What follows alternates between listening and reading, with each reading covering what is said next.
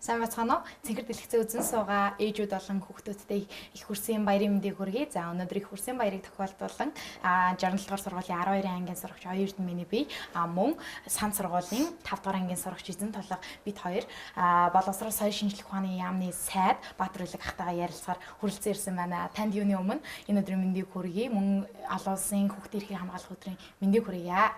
За дүүнэртээ энэ өдрийн мэндийг хүргэе. Хүүхдийн баярын мэндийг хүргэе. Бас цэнхэр дэлгэцээр энэ суугийг үзэж байгаа хүүхдүүдтэй хүүхдийн баярын мэнд хүргье. Та хоёр маань одоо хүүхдийн баяраар одоо өмнөх жилүүдийн жишгээр ямар хуу баяраар өнгөрүүлдэг вэ? Ерөнхийдөө бол ер нь ээж аав их завгүй байдаг болохоор ерөнхийдөө бол бид нар гэртээ ээж аав нөө нэг амар тийм их ажилттай байдаг болохоор ээж аавд бидэрт нөө нэг гарах цаг зав ердөөсөө байдаг болохоор бид нар бараг гэртээ л зүгээр сууж байгаа л 6 сарын 1-ний өнгөрүүлж байна. 6 сарын 1-ний завгүй мүү аав ээж чинь амралтын өдөр шүү дээ. Харин ердөөсөө цаг зав хүүхдүүдэд ердөөсөө зав гаргадаг шүү. Аав ээжд нь одоо хэлэхээс эзэн тулгад цаг зав гаргаарай. Одоо манай эзэн тулгын аав ээжээ цаг зав гаргаарай. Тэгээ хүүхдээ баярлуулаа 6 сарын 1-нд гэрт нь битээ суулгаарай. Баярлуулаарай гэж. Миний дүү юу ийдэг вэ? Одоо 6 сарын 1-нд. Миний хувьд бол энэ жил хамгийн сүүлийн хүүхдийн баяр 12 дугаар анги 17 оноос хамгийн сүүлийн хүүхдийн баяр учраас гадуур ер нь хамгийн түрүүнд парк орж тоглол гэсэн бодол байна. Хэдий хүүхдтэй байх. Гэтэл ер нь бужигж байгаа нэг тогломоор санагдаж байна. Танаас асуух асуулт байна. Та хүүхдүүдээ яг яаж баярлуулах гэж 6 сарын 1-ээр? Ер нь хүүхдүүд аав ээжтэйгээ байхаараа одоо нэгдүгээр хүүхдүүд маш их баяртай байдаг шүү дээ. Аав ээжүүд нь одоо ингээд хүүхэдтэй цаг зав гаргаад хүүхдүүдээ сонсоод ингэх бол хамгийн том одоо бас баяр нь болдог. Одоо ингээд сая эзэн тулга хэллээ шүү дээ. Одоо аав ээж завгүй байдаг болохоор одоо ингээд байж идэг гэж. Тэгэхээр аав ээжүүд маань хүүхэдтэй цаг зав гаргах хэрэгтэй. Тэр бол нэгдүгээрт бас баярлуулж байгаа хэрэг болно. Эдгээр маш их ажилтай байсан ч гэсэн 6 сарын 1-нд хүүхдүүдтэй цаг зав гаргаарай аав ээжүүд. Яг хөө зүгээр хүүхдүүдтэйгээ түргэн хоолны газар KFC идэж болно. Хүүхдүүд чинь KFC одоо түргэн хоолнд дуртай байдаг ч бургер гэдэг тийм ээ. Тэгээд парк ордог заримдаа. За заримдаа бол одоо энэ кино театруудад байгаа шинэ хүүхдийн гоё кинонууд гарсан байвал хамт кино үзье гин ингээд хамгийн гол нь тэр өдөр хүүхдүүдтэй бас зориулж нэг цаг зав гаргаад цуг одоо ингээд тэр өөрснийх нь дуртай газруудаар нь яваад бас дуртай юм авч өгөөд ингээд явах бол хүүхдүүд маш их баярлдаг юм байна гэж ойлгодог. Бид нар ч өөрснөө хүүхэд байсан учраас яг л бас тэгжил ангийнхантайгаа ингээд арай томорхоор ангийнхантайгаа ингээд баярлаад явчихын тийм ээ. Жоохон байхад бол аав ээжтэйгээ сугал одоо хүүхдийн баяраар хөтлөлцөөд явдаг байсан шүү дээ тийм ээ. Манай аав ч гэсэн ингэдэг байхгүй. Манай өвөө айгу мундаг хүн байсан. Баян хонгортой алтартай. Тэгээд ааваас ингээл та өвөгийн тухай яриач гэж асуунгууд манай өвөө аав болонгод өвөгийн тухай ярихдаа ингээд мундаг том намын дарга байсан энэ төр гэж ярилгаагаар л ингээд аавтайгаа тэнд ингэж гоё хотоо анх ингээд 14-тэй байхдаа аавтайгаа хот орж тийм гоё байж илээ гэл ингээд дандаа дурсамжуудаа ярьж байдаг. Бас эцэгчүүдтэй захиж хэлгээд хүүхдүүд чинь та нарын мундаг цалтай байсан ч гэдэг юм уу их цалинтай байснаар цаашдаа ирээдүйдээ таныг дурсаж явахгүй харин тантай хамт өнгөрүүлсэн цаг мөчөөрөө дурсаж явах гэж эцэгчүүдтэй хэлмээр байна. За, миний хувьд 17-тай. Хоёулынх нь харин маш олон насны зөрөө байгаа. Тэгээд 17-тай байхдаа та яг ямар хүүхэд байсан бэ? Бас 17-тай байхад яг юу хүсэж мөрөөддөг байсан бэ? 17 нас ч одоо эргээд харахаар маш тийм одоо хойдон жил 10 төгсөн. Тэгтээ төгсөх жил биш болохоор нэлийн тийм тайван. Тэгээ найзуудтайгаа их гадуур дотор их орж гарч явна. Шинэ кинонууд одоо хөдөө орон нутагт төдийлөн ирэхгүй шүү дээ. Тэгээ шинэ кинон дээр бол ингээд очирлоод одоо бөө юм болно шүү дээ наач. Хаяа нэг кино юм. Тэгээ тэр яг одоо дөнгөж Холливуудын кинонууд бас одоо 91 2 он гэхэр чи Холливуудын кинонууд Монголд орж ирээ. Тэгээ хөдөөгөр ингээд дөнгөж гарч эхэлж ирсэн. Тэгээл хөвчлэн нэг тийм кино үзэх. За найзуудтайгаа бол одоо ингээд гадуур дотор тоглох заалаа авах ч гэдэг юм уу ингээд тийм маягаар л явж ирсэн байна. Бас төдийлөн номын сан нэг хаяа бол суудаг байсан баг. Тэгээд бас номын сангуудаас суух гэдэг нэг хичээлд үзэж исэн сурах бичгүүд энийг үзэж болохгүй гэдэг ингэсэн зарим хичээлүүд одоо нийгмийн хичээл, түүхийн хичээлүүд чинь бүр оронгоороо өөрчлөгдсөн. Энэ чинь хуучин одоо үзэж ийсэн юм. Одоо ийм юм үзэхгүй шинчлэгдэнэ гэдэг ингээд багш нар нь одоо номгүй заадаг байлаа шүү дээ сүүлдээ хичээлийг шинэ агуулгаар заадаг. Одоо манайхтай ер нь төстэй юм байна. Одоо бол та хэдийн одоо жишээлгээд сурах бичгийн одоо танаа ингэж жишээлгээд одоо сурах бичиггүй хүүхдүүд хэр олон байдаг юм. Манайх ч нөгөө яг одоо энэ 12-оор төгсөж байгаа хүүхдүүд бол яг нөгөө туршилтын тулаа гэж хийлэгдэж байгаа хүүхдүүд байгаа. Номгүй байсаар байгаа төгсөж. Аа номгүй байсаар байгаа. Сая гэхэд манай 12-ын сурагч чинь 1 сар твлэгдсэн шүү дээ. Тэгээл номгүй байсаар байгаа л ер нь нэг таам гарал тэмдэрч явж байгаа төгссөн. Тэгээд яг хаа номын хүрэлцээ бол ялтчгүй баг нөгөө шинээр хөвлөгдөж байгаа гэдэг утгаараа нэг ангид манайх ч одоо 35 хүүхэдтэй ангид 10 номтой.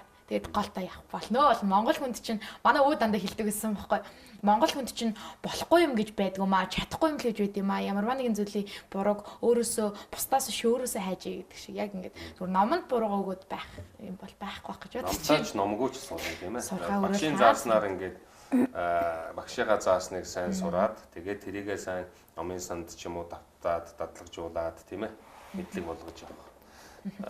Энэний дүү бол одоо яг одоо гүнзгийрсэн анги юм уу? Ямар чиглэлээр төлхөө сонирхдгийг хичээлээ? Би бол одоо ер нь урлагийн чиглэлээр сурна гэж байгаа нэг жүжигчин болох гээд. Тийм үү. Ямар жүжигчнийг илүү одоо шүтэн биширдэг үү? Би бол аавыгаа амартай шүтэн биширдэг. Тийм үү. Аав нь жүжигч юм уу тийм? Зөв. Тэгээ ааваасаа одоо ингээ мэрэгчлээ нүгэлж явж жүжигчин болох гэж байгаа юм уу? Чи яг өөрөө одоо ингээ яг хүсээд жүжигч өөрөө хүсээд байгаа юм би. За. Ер нь айл хэл. За. Одоо энэ жишээлбэл 67 дугаар сургууль дээр танаа анги одоо хэдэн хүүхэдтэй вэ? 35 хүүхэдтэй. 12 дугаар анги тийм ээ. Бага ангиудад бол бүр их олон хүүхэд байна уу? Нэг ангид одоо 40 орчим байгаа. 40 орчим тийм ээ. Сургуулиудад дээр одоо хүүхдүүд одоо сүүлийн үед одоо ингээ хүүхдүүд ингээ бие бинийгээ ингээ дээрлэгдэх ч гэдэг юм уу хүүхдүүд одоо бие бинийгээ жаахан ялгууртай харьцдаг гэдэг юм уу ийм асуудлууд одоо хэр байдаг юм.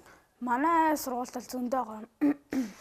Манай ингээд болохоор одоо ингээд аль дээр нэг хэрэг гарсан байхгүй. Нойлын өрөөнд одоо ингээд манай нэг найз ингээд алхах явжсэн чинь албаар ингээд хөлн дээр хишгчэнгүүдээ албаар ингээд хөлн дээр нь хишгчэнгүүдээ юу чи ийм хямдхан хутал өмсдөг юм чинь юу чиний гутан дээр хишээх юм шиг надад хамаагүй гэд ангид мангид сууж хахад нөө юу одоо ингээд багш гараа авцсан тийм завсалгааны үеүүдээр одоо ингээд манай найзууд би бинийгаа өмссөн зүс хувцаар ингээд би бинийгаа ярлуулж харьцаад идэг. Танай сургууль дээр үү? Тийм баг дийлэнх сургуулиуд тэгээд идэв. Тийм үү. Одоо тэгэхээр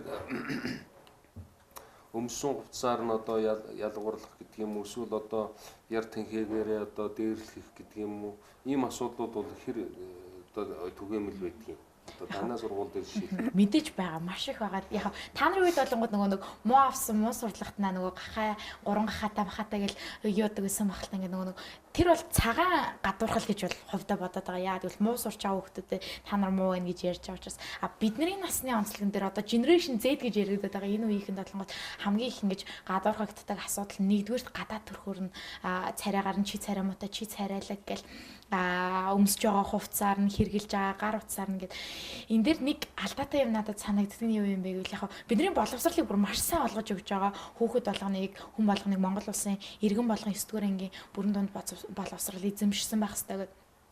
Эзэмшүүлдэг хэрнээ бид нар боловсрал гэдэг зүйлээс илүү боловсон зан гэдэг зүйл хэрэгтэй байгаа гэдэг зүйлийг ерөнхийдөө орхигдуулдаг болов гэж миний хувьд боддог. Хэрвээ бид нар цэцэрлэгт байх үесээ бүр цэцэрлэгт байхаасаа бид нар хүнтэй мэдлдэг, хүнд талархдаг, хүнийг гадуурхдаггүй гэдэг зүйлүүдийг суралцсан бол ийм зүйлүүд гарахгүй. Хүн ингээд нэг цохиулчих юм бол одоо нэг цохилоо гэхэд 5 минут өвдөд нэг 5 өдөр л хорсож явах байх л та. Харин чи арчаагүй амьтан чи ядууштай гэд хэлчих юм бол нэг 2 жил гомдол 20 жил тэрэндээ гутарч явж магадгүй. Миний хувьд чи царамуутай гэж хэлчих юм бол амар уур хүрэл 2 хоног гомдол нөгөө хүүхдэд яваад иж магадгүй. Хүний сэтгэлийн шарах гэдэг зүйл илүү хэцүү байдаг гэдгийг ер нь үеийнхээ маань илүү ухаараасаа гэж бодож байна. Тэгээд бие биендээ гоё үг хэлж байгаасаа тийм ээ. Бие бинийгээ бити дээрлэж байгаасаа, бити ялгуурлаж байгаасаа гэдэг тийм ээ. Одоо жишээлхэд эзэн талгын одоо саяны жишээн дээр хүүхдүүд одоо ингээ бие биендээ тэгж ялгаатай ханддаггүй байх За хүүхдүүд бие биендээ дээрлэхдэггүй байхын тулд одоо багш нараас нь юм уу, эцэг эхээс нь юм уу, сургуулийн захиргаанаас ингээсээ ийм асуудлыг одоо ингэж шийдээсэй гэдэг юм уу, ийм одоо ямар санаа байдаг вэ? Одоо багш нар маань энийг одоо ингэчвэл одоо ингээд ийм асуудал гарахаа болж штэ ч гэдэг юм уу, тийм ээ. Юун дээр анхаараасаа гэж боддог одоо томчуулыг. Би бол зүгээр хүүхдийгээ сайн хүмүүжүүлээ тэгээд цааш Аав ээжүүд нь тийм ээ. Хүүхдээ зөв хүмүүжүүлээ. Эсвэл одоо ингээ хүүхдэд гадуур мадуур тоглож байхдаа одоо сакс макс тоглож байгаад одоо нэг хүн өндөө ингээ харааллын үг ингээд хилээд авчлаа гэж бодоход нөгөө хүүхд нь одоо зүгээр ингээд одоо тэр хүүхдэнд тэгтээ сурахгүй мөртлөө зүгээр ингээд нэг удаа ингээд хуруугаа эсгэх ч юм уу тийм байдалд ороход тэгээд тэр харааллын үгэнд автаад илчдэг тэгээд өөрөөсөө ингээд тэр автоматар ингээд тэрхэндээ ингээд хадгалуулаад үлдчихдэг.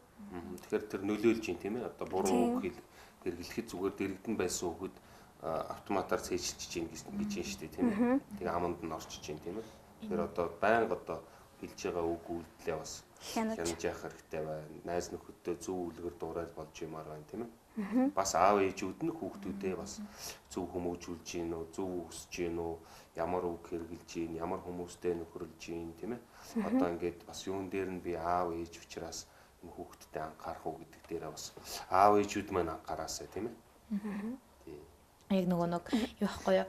Аав ээж манай аав ээж хоёр болонгуудаа надад нэг аав ээж чи хүмүүстэй хүүхдүүдтэй айгүй олон ингээл сургаал айлтал гэдэг. Манай аав ээж юусэн нэг хилдэг ганц тренд өгтэй. Тэрний юм бэ гэвэл том болох гэж их хүн болох гэж яараа оюурнэ гэл ингээл муу юм хийх юм бол том болох гэж хүн болох гэж яараа оюурнэ гэл. Энэ бол цаана маш олон юу байдаг бах агуулга байдаг бах. Тэгээд эцэг эхчүүдтэй захихад би бас нэг гэр бүлийн үнцийг хилцүүлэхт оролцож байхад яг юу харагдчихсэн бэ гэвэл эцэг эхчүүдийн хүүхдүүдээ ингээд буруу хүмүүжүүлсэн ч гэдэг юм уу суур хүмүүжил багтаагаас болоод муутаагаас болоод ингээд хүүхд нийгэмтэй гарлаа гэж бодоход тухайн хүүхдийн нийгэмдх нөлөөлөл нь маш муу байдаг. Өнөөдөр Монгол улсын хөгжил хаанаас эхэлт юм бэ гэвэл хувь хүний хөгжлөөс эхэлтгээгээд лав сургууль хэлж исэн. Яг энэ шиг өнөөдөр та Монгол улстай ямар нэгэн зүйлийг хийж бүтээхийг хүсэж байгаа бол хүүхдээ зөв хүмүүжүүл ёстой байна гэдгийг бол ерөөхдөө та хоёрын саяны яриан дээрс ойлголоо. Багш нар чинь хэрэг гэрийн даалгавар өгч байна. За манай багш нар бол завдаа баг тооны багш бол уг нь сая энэ өвөл мөвлөөр бол амар их даалгавар өгдөгсэн. Нэгээс 20 мөрдөн бодлого гэдэг. Одоо бол нэг гайгүй нэгээс 10 гээд харин өгж байгаа даалгавраа багасгаад байна. Харин тийм тэгээд яагаад багасгаж байгаа юм бол? Би тийм багш чинь багасгаад унсан. Харин юу сая нэг уг нэг хавар хвцаа нэг ингэсэн байхгүй багш нэг юу 3 дахь үлрэлийн амралтаар нэлээд олон даалгавар өгөх гээд нэг бүр ингээд хувилбар 60-40-өөр нөгөөд тэгээд хүн байгаль дээр ингээд нэгээс биш 100-аас 500 тест хийн гээд тэгээд тэгсэн чинь амар аттай нэг багш яг орж ирээл яг завсалгаан болгож ирсэн чинь орж ирээл юу баг даалгавар өгөөрэй гээл тэгэл баг даалгавар өгөөрэй гэж хэлсэн үү. Харин тэгсэн чинь багш 60 тестийнхаа 13-ыг хийгээд сэдвийнхаа 15-ын 5 мавыг хийгээл тэгэл амар аттай. Сайд тушаал гаргасан болохоор чиний даалгавар багассан байна шүү. Одоо танаа үеийнхэн бас яадаг гэрийн даалгавар хэрэг өгдөг юм. Их өгнө. Тэгээд эсэлтийн ерхий шалгалтаар нөгөө сургуулийн оноо энэ төр дүгнэгддэг болохоор их өгдөг. Тэгээд манай багш нар ч айгүй хэцүү штэ ингээд яг хаа сарын өмнө ингээд 100 бодлого өгвөл би тэд бас нэг өдөртөө 3 муруу гэж нэг хий чинь. Тэгэхгүй заяа. Яг 7 өдрийн өмнө 100 бодлого өнгөтэй. Surprise марга шалгалттай шөөж гэдэг иймэрхүү зүйлүүд хэлдэг. Гинт өгөн тэгээд бас энэ эргээр харуул яг хаа бидний нөгөө богино хугацаанд даалгавар гүйцэтгэх чадварыг ихсэж байгаа ч гэсэн бидний нөгөө урт хугацаанд юм хийх чадварыг том багасгаж идэг. Тэгэд манай охин нар чи гинт дүн гарах болол ингээл нөгөө нэг дүн гарах болонгот surprise гэж гинтийн бэлэг гараад ирнэ шүү дээ. Бүр үнэнгээсээ юу? Яг 7 хоногийн өмнө бодлого өгөн 7 хоногийн өмнө шалгалтынхаа сэдв мэдвийг зарлаад бид нар. За 67 дугаар сургуулийн багш нараа. Surprise барьдгаа одоо жаахан багасгая. Тэг хүүхдүүдээ surprise бариад байж бас болохгүй шүү дээ. Байна тийм ээ. Одоо энэ зуны амралтаар одоо хүүхдүүдэд битээ даалгавар өгөөрэй гээл ингээл хой сайда зуны амралтаар хүүхдүүдийг зүгээр л амраа гэд ингээд дээ штэ. Энэ зуны даалгавар чинь бол одоо багш нар бол ямар хүүхдүүдээр юм хийл гэж ирээд өөрснөө авах гэдэг юм биш шүү дээ тийм ээ. Нөгөө хүүхдүүд маань одоо нөгөө миний заасан жаахан юм ингээд нэг бити мартчихаасаа 100 бас энийгээ яах ингээд өдөр болгон жоохон юм бас хийгээд давтаад байгаасаа тэгвэл намар эрэхтэй бас дараагийнхаа ангид ороход бас хөнгөн байна гэж бодож ингэж бас даалгаврууд өгдөг байх л да. Бидний үед ч 100 даалгавар өгдөг л байсан л да. Тэгэхээр эцэг эхчүүд маань хүүхдэд минь бити даалгавар өгöd байгаа ч гэдэг ингээд эсэргүүцээд байдаг юм байл. Тэгэхээр энэ дээр юу гэж боддгоо? Ерөөсөө даалгавар өгөхгүй ингээд за бай гэдэг ингээд явуулчихвал гоё юу? Үгүй. Хүний чинь нөгөө нэг тархины чадамж чинь урт хугацааны төр санах байгаад байдаг шүү дээ. Урт хугацааны ерөөс бидний хичээл зааж байгаа өнөөдрийн өмнөд бол өнөөдөр үзээд өнөөдөртөө тавтахгүй бол мартчихдаг байхгүй маргааш нь. Яг ингээд юмыг тавтуулах зорилгоор бидний ерөөсөө мууг үзэх гээ те бүр нэг шар махтай натаах гэдэг бол даалгавар өгдөггүй байхаа. Тэгээд манайхан чинь ингэдэг байхгүй. 100 жанга тоглол чи яг ингэж байгаас те 6 сар тоглоно, 7 сар тоглоно, 8 сарын ихээр тоглоно, 8 сарын хоримд 9 сарын нэг ингээл даалгавар гэдэг өстэй. Би бол өмнөх 11 жилд л яг л тэгж хийсэн. Одоо эзэн тулга 100 даалгавар өгөөсэй гэж бодож байна уу? Юу гэж бодож байна? Би бол зүгээр бити өгөөсэй гэж бодож байна уу? Зүгээр л ингээд баяртай гэл намар 9 сарын нэгэнд уулзъя. би бол зүгээр баяртай гээл багчаасаа салмаар байна. Тэгээд бушуун садмаар байна уу? Йоо. 100 чи тэгээ юу их гэж байгаа? Би бол 100 тэгэл сахилгууд нь хоолн дор нь зугаална ингээл юм л шүү дээ. За танаас нэг асуулт асууя. Бид нар бол generation Z-үүд.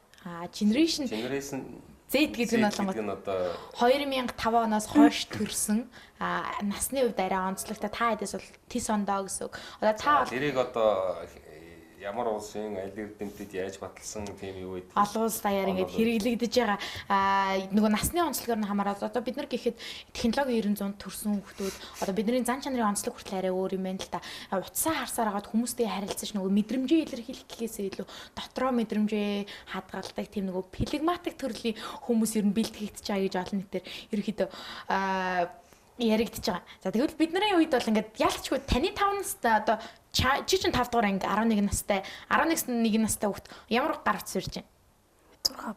6S. iPhone 6s. За таны 11 настай үед гар утас байлаа? Байгаагүй.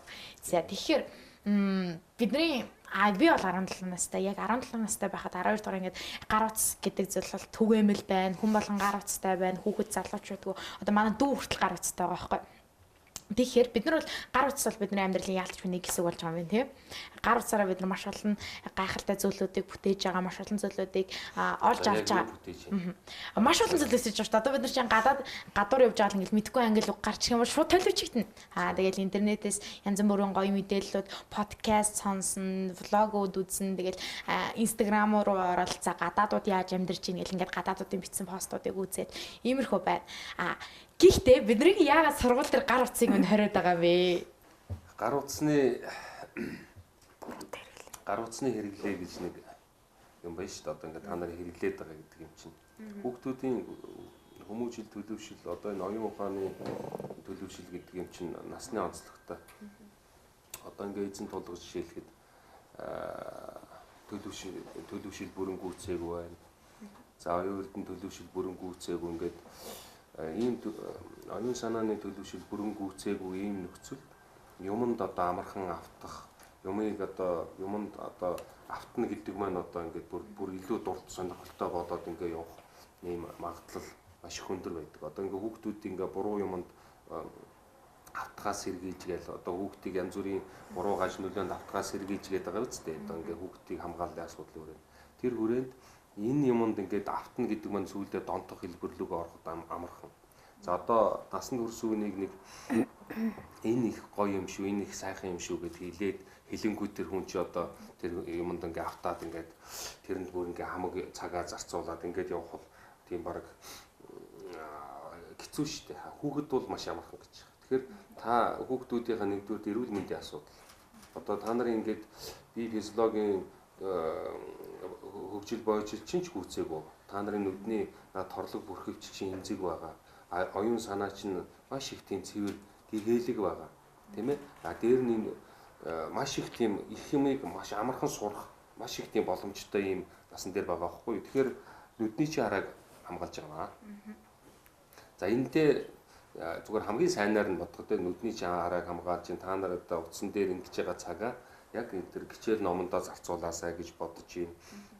Ер нь бол тэр олон нийтийн сүлжээгээр явж байгаа энэ захимаар явж байгаа энэ маш тийм замбраагүй явж байгаа мэдээллүүдийг та бүхэн маань өөрснөө сортлоод яг өөртөө хэрэгтэйг нь олж яваад хэрэггүйг нь энэ буруу юм байна, хэрэггүй юм байна гэж сортлож ангиж бас төдийлөн чадахгүй учраас тийм олон мэдээллүүдээр та бүхнийхээ энэ тарих оюуныг одоо бохирдуулах ийм шаардлага байдаг гэж болохгүй гэж үзэж байгаа байхгүй юу.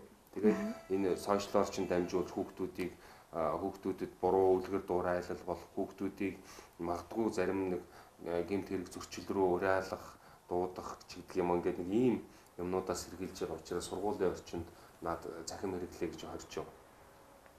Яваанда одоо эцэг эхчүүдэд уриалж гэртээ хүүхдүүдтэйгээ над захимгүйгээр харьцаж сураа. Эцэг эхчүүд хүүхдүүдэд цаг гаргаа. Одоо ингээд гэртээ орохоор аав ээж нэг утас бариад нэг газар суучихна. Эсвэл нэг зурагт үзээд юм. Хүүхдүүд нэг өөрийнхөө утсыг бариад ингээд суучаад нөгөө амьд харилцаа үүсэхгүй болчиход байна гэж. Гэр бүлийн доторх сайхан халуун дулаан уур амьсгал үүсэхгүй.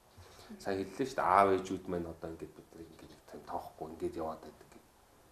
Өмнө нь одоо ийм утас муц байх болохоор гэртээ ороод яхаа хоорондоо л ярина шүү дээ. За миний охины хичээл яаж ийн, ямар сурж ийн. За эзэн тулга өнөөдөр яасан, гэрийн даалгавраа хийсэн үү, маргааш ямар хичээл орох гэж ийн гэдэг ингээд тийм ээ. Багш нь юу гэж хэлсэн гэдэг ингээд ярих завгүй болчиход байна шүү дээ бүгдээрээ. Тэгэхээр хэдүүлээ бас энэ захим хэрэглээгээ аав ээжүүд маань ч хян хүүхдүүдийнхаа захим хэрэглээг чанаарай. Хүүхдүүдэд хамгаалж байгаа хэрэг юм аа. За яг хөө танд хоёр хүсэлт байна. Тэр хоёр хүсэлт нь юу юм бэ гэвэл нэгдүгээр толгонд бид нарыг мэдээж хичээл дээр бид нар 5 цагийг өнгөрүүлдэг. Хоногийн 24 цагийн 5-ыг нь өнгөрүүлж байгаа. 19 нь бол юуж байгаа гэсэн үг. Гадуур өнгөрч байгаа. Энэ гадуур өнгөрч байгаа хугацаануудад яаж хэрхэн зөв ашиглах вэ? Энээс ямар хор хөнөөлттэй юм бэ гэдгийг илүү их олон сурагчдууд дээр оруулж хичээлийн програмууд дээр орж өгөөсэй гэж хүсэж байгаа. За хоёрдугаарт нь танаас асуух асуулт нь та бол аав хэдэн хүүхэдтэй вэ та? 4 хүүхэд. 4 хүүхэдтэй. Тэгэхээр яг аавын хувьд хүүхдүүдтэй юу цагтаг вэ? Гэр бүлдээ гэртээ яг гэрийнхэн орчинд ямар дүрмүүдийг баримталдаг вэ? Хамгийн гол нь хүүхдүүдтэй юу гэж цагтаг вэ? Хүүхдүүдтэй одоо тийм за ингээд тэгээрээ миний хөө ингээрээ одоо ингүүл мундаг хүн болъё шүү энэ гэж нэг тийм юм яриад байдаг үл дээ. Яг гоо зүгээр би өөрөө одоо жишээлхэд аавыг хараад аав минь ч надад тийм нэг тийм сургаал хэлээл ингээд байдаг хүн байгаагүй л дээ. Тэгээд үйлдэлээр нь ингээд хүн чинь ингээд дуурайж эхэлдэг байхгүй юу? Одоо ингээд орж ирээд одоо ямар үйлдэл хийж юм тийм ээ? Гаднаас орж ирээд ингээд гараа угаагаа, тоол цайгаа яаж идэж ууж юм, гэртээ ямар үг хэллэг хэрэгжилж юм тийм ээ? Ингээд чөлөө цагаа яаж өнгөрөөж юм, хүүхдүүдийнхаа дэргэд муу юм ярьж болохгүй, муухай үг хэллэг хэрэгжилж болохгүй, худлаа ярьж болохгүй. Одоо ингээл утас дуграал аавыгаа байхгүй байна гэж хэлчих гээл юм бол тэгэл буруудсан шүү дээ. Ингэж хэлж болдго юм байна, худлаа ярьж болдго юм байна гэж хүүхдтэй үлгэр болох байхгүй. Тэгэхээр үгээр одоо ингэж хүүхдүүдийг сургахаас илүүтэй ингээ үйлдэлээрээ өөрснийхөө одоо аав ээжүүд аль нь гэртээ үйлдэлээрээ хүүхдүүдэд хүмүүжүүлэх нь хамгийн сайн. Тэгээд аав ээж хоёр гэр дотроо нэг ив найртай ингээд тайван амгалан бахаар тэр гэр орон дотор хүүхдүүд чинь тийм тайван амгалан аз жаргалтай байна шүү дээ тийм ээ. Яг хүүхдээрээ. Гэхдээ тэгэл манай хүүхдүүд тэгэл тоглож ил байна, бүжгэнж ил байна, хоорондоо заримдаа бие бинийгээ шоглож ил байна. Тэгэл төдийлэн тэрийг нь одоо ах дүүнэр одоо хоорондоо тэгэл байдаг юм чинь тийм ээ. Тэгэл тэр болгон дээр за чи идэх ёстой шүү. За чи дүүгээ яг ингэдэг юм шүү гэд ингээ заагаад тахаас илүүтэй үйлдэлээрээ л харуулах ёстой л гэж боддог шүү дээ. Тийм. Та яг одоогийн энэ 2019 онд 17 настай байсан бол юу хийх вэ? 19 онд 17 настай байсан бол одоо гөм их юм хийж болохоор байна. Дурдвал Одоо бидний 17 настай байхад одоо энэ интернет гэдэг юм байхгүй байлаа. Бид нар номын сан сууд юм уу одоо ингээд нөгөө ном бол ертөнцийг харах цонх гэдэг үзлээр байлаа шүү дээ. Номноос л бүх мэдлэг мэдээлэл юмнууд олж явна. Тэгээд телевизийн нэвтрүүлэг, тэгээд одоо радиогоор тэр одоо сүүлийн үеийн мэдээлэл юмнууд авдаг. Тэгээ одоо хүүхдүүд одоо ахлах ангийн хүүхдүүд тэр үед чи одоо ингээд яг нийгэм ингээд шилжээд байж исэн үе болохоор одоо үндсэндээ яг улс орон яах гээд байгааг ч мэдж байгаа юм байхгүй. Одоо тэрийг одоо ямар хөдөлгөөн өрнөд байгааг ч одоо олж мэдээ гэхээр мэдээллийн цөөхөн хідэн суугтай ганц нэг сонин гардаг тийм их цаг үе байсан болохоор хүүхдүүд өөрснийгөө хөгжүүлэх ямар ч одоо боломж бага байлаа шүү дээ. Би ийм юм сонирхож ийн гэдгээ мэдэхгүй. Одоо баг зарим спортын төрлүүд байдгийг ч мэдэхгүй байлаа шүү дээ.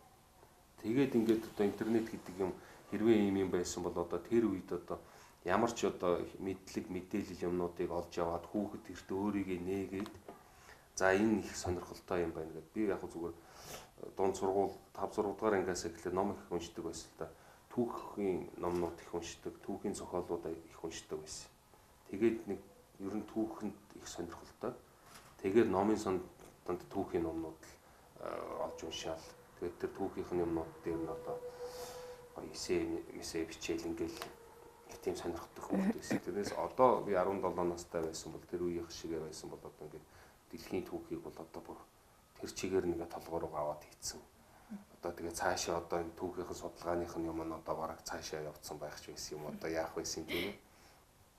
Тэг жишээ нь тэгэхээр энэ интернет гэдэг ийм том боломж одоо байхад энэ дотроос хүүхдүүд яг өөрийнхөө одоо ирээдүйд эзэмших мэрэгчлээ юм уу яг өөрийнхөө үнэхээр сонирхдаг юмнуудаа олж яваад яг тэрүүгээрээ дагнаад мэдлэгээ одоо гүнзгийрүүлээд за яг тэрүүгээрээ дагнаад өшөө одоо мэдхгүй зүйлээ багш нараасаа найз нөхдөсөө асуугаад ингээд хөгжүүлээд явах юм бол баг хүүхдүүд бол маш их боломжууд байна. За та бол боловсрал соёл шинжилгээ ухааны яамны сайд Бас спортын. Спортын сайд. За тэгэхээр таны хувьд яг боловсрал гэж юу вэ?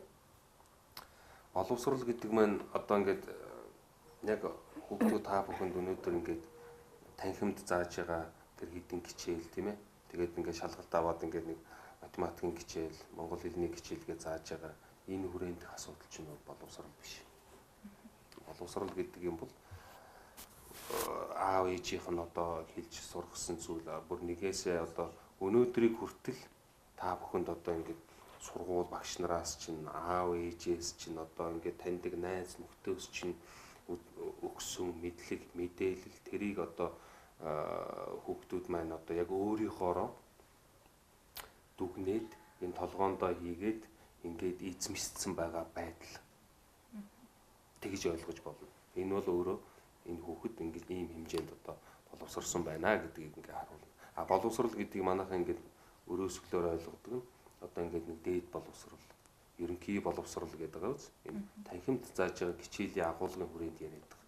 Энэ бол хүмүүжил, төлөвшил одоо хүүхдийн одоо энэ хүмүүжил төлөвшлөөр чинь дагаж одоо бие авч явж байгаа байдал тийм ээ хүнтэй харьцаж байгаа байдал энэ болгон чинь энэ түрүүний миний хэлээд байгаа тэр олон нөлөөллөөс хүүхдүүдэд маань ингээд суусан байгаа энэ мэдлэг мэдээлэл энэ бүх юмнаас одоо бүрдсэн байгаа одоо та бүхний одоо энэ толгоонд чинь зүрх сэтгэлд чинь байгаа энэ бүхэн чинь боловсрал байхгүй.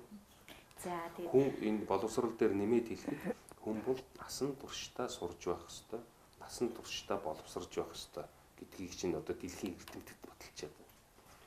Мундаг академич, доктор 50, 60, 70 настай хүн ч гэсэн сурсаар байдаг, боловсрсоор байдаг гэж. Хүн бол одоо хүн хөлтөл боловсрж явах хэвээр боловсрж идэг. Ингээ боловсрж ийн гэдэг маань тэр хүн одоо яг өөрийгөө мэдрээд амьд байна. Би одоо яг одоо энэ хүний нийгэмд одоо яг одоо би бол яг хүн чанараараа байна гэдгийг мэдэрдэг юм агуу зүйлээ гэж ингэж эрдэмтэд үзээд байна шүү дээ. За тэгээд сайхан ярилцлага өрнүүлсэн Баатарлаг ахта баярлалаа. За та тэгээд сурагчдаа болон манай үеийнгийн өхөр ханжилтэнгүүдэд хандаж хэлэх, сурагч дүүнэртээ хүүхдүүдтэй хандаж хэлэх үгээ хэлээч. Тэгэхээр өнөөдөр олон улсын хүүхдийн эрхийг хамгаалах өдөр. За монголчуудын маань хэлдгээр хүүхдийн баяр өдөр. Юуны түрүүнд бас бүгдээр нь хүүхдийн баярын мэнд хүргэе. Аав ээжүүдэд нь хүүхдүүдээ сайн баярлуулаарай. Яг одоо хүүхдийн баярынхаа өдөр хүүхдүүддээ цаг зав гаргаарай гэж бас хэлье. Өнөөдөр манай нийгэмд бас харьцангуй одоо дутагдаад байгаа зүйл яг манай боловсролын салбарт одоо мэдрэгдээд байгаа одоо яг энэ салбар хариуцж байгаа сайтын хувьд мэдрэгдэж байгаа зүйл бол үнэхээр манай хүүхдүүдэд маань одоо тийм хүүхдийн ээлтэй орчинд бүрдүүлэх. За ялангуяа энэ олон нийтийн газар, ялангуяа гэр бүлийнхээ орчинд хүүхдүүдтэй ээлтэй орчин бүрдүүлэх асуудал дээр жаахан тутмаг байна уу гэдэг ийм жаахан эмзэглэл байна. Ягаад гэвэл одоо яг энэ орчингуудад бол хүүхдүүдийн маань зөрчигдөх хүүхд хамгааллын асуудал бас үүсэх ийм зүйлүүд бас харагдаад байгаа учраас аав ээжүүд маань аав ээжийнхээ үүргийг сайн биелүүлээрэй. Хүүхдтэй цаг зав гаргаарай. Хүүхдийнхээ өмнө одоо өөрснөөрөө үлгэр дуурайл болж хүүхдүүдэд хүмүүжүүлээрэй гэдэг ийм зүйлийг бас хэлмээр байна. За хүүхдийн төлөө үйл ажиллагаа явуулдаг энэ олон төрлийн бус байгууллагууд байж байгаа. За эдгээр маань одоо яг жинхэнэ хүүхдийн төлөө гэдэг энэ чиглэлээр үйл ажиллагаагаа идэвхжүүлээрэй.